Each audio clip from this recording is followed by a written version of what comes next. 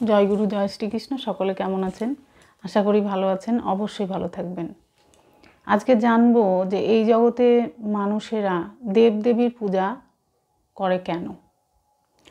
তো এর আগে গীতার 4র্থ অধ্যায় জ্ঞানযোগের 1 থেকে 10 নম্বর শ্লোক অনুবাদ সমেত পাঠ করেছি। আজকে 11 নম্বর থেকে 20 নম্বর শ্লোক অনুবাদ সমেত পাঠ করব। তো চলুন শুরু করি। ওম নমো ভগবতে বাসুদেবায়। 11 নম্বর শ্লোক।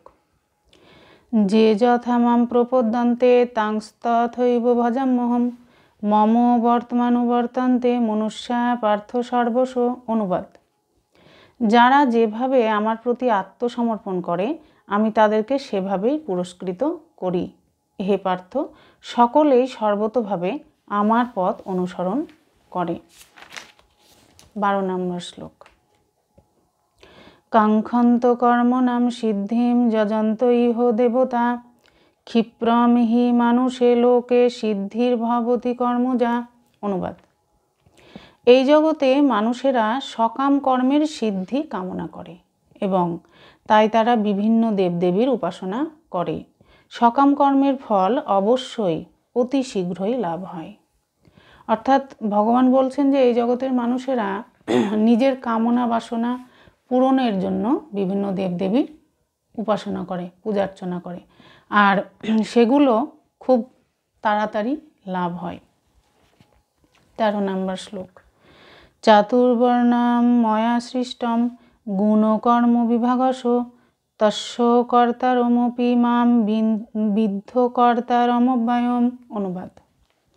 প্রকৃতির 3টি গুণ ও কর্ম অনুসারে আমি মানব সমাজে 4টি বর্ণবিভাগ সৃষ্টি করেছি। আমি এই প্রথার স্রষ্টা হলেও আমাকে অকর্তা এবং অব্যয় বলে জানবে।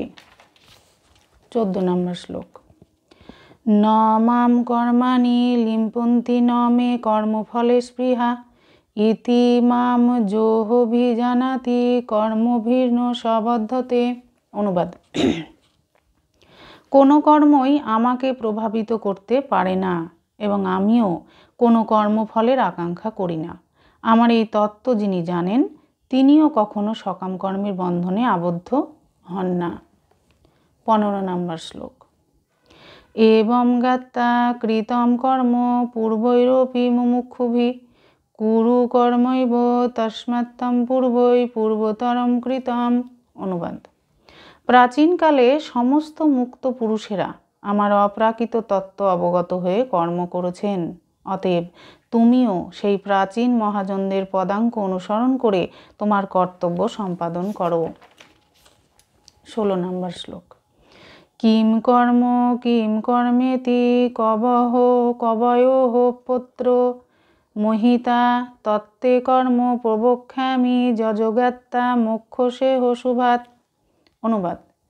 কাকে কর্ম ও কাকে অকর্ম বলে তা স্থির করতে বিবেকী ব্যক্তিরাও মোহিত হন। আমি সেই কর্ম বিষয়ে তোমাকে উপদেশ করব। তুমি তা অবগত হয়ে সমস্ত অশুভ অবস্থা থেকে মুক্ত হবে। কর্মণোপি বদ্ধব্যম চ বিকর্মণ অকর্মণশ্চ বদ্ধব্যম গহনা কর্মণ গতি। অনুবাদ। কর্মের নিগূঢ় তত্ত্ব হৃদয়ঙ্গম করা অত্যন্ত কঠিন, তাই কর্ম বিকর্ম ও অকর্ম সম্বন্ধে যথাযথভাবে জানা কর্তব্য। কর্মণ্য কর্ম যো পশ্যেদ কর্মণি চ কর্মজ সবুদ্ধিমান মনুষ্যেষু সযুক্ত কৃষ্ণ কর্মকৃত। অনুবাদ। যিনি কর্মে অকর্ম দর্শন করেন এবং অকর্মে কর্ম দর্শন করেন তিনিই মানুষের মধ্যে বুদ্ধিমান। সব রকম কর্মে লিপ্ত থাকা সত্ত্বেও তিনি চিন্ময় স্তরে অধিষ্ঠিত। যস্য সর্বে সমারম্ভা কাম সংকল্প বর্জিতা জ্ঞানাগ্নিদগ্ধ কর্মাণম তমাহু পণ্ডিতম বুধা। অনুবাদ। যার সমস্ত কর্ম প্রচেষ্টা কাম ও সংকল্প রহিত তিনি পূর্ণ জ্ঞানে অধিষ্ঠিত। জ্ঞানীগণ বলেন যে তার সমস্ত কর্মের প্রতিক্রিয়া পরিশুদ্ধ জ্ঞানাগ্নি দ্বারা দগ্ধ হয়েছে।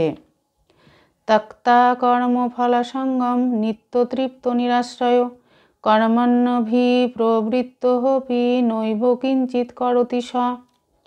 অনুবাদ: যিনি কর্মফলের আসক্তি সম্পূর্ণরূপে ত্যাগ করে সর্বদা তৃপ্ত এবং কোনো রকম আশ্রয়ের অপেক্ষা করেন না, তিনি সব রকম কর্মে যুক্ত থাকা সত্ত্বেও কর্মফলের আশায় কোনো কিছুই করেন না।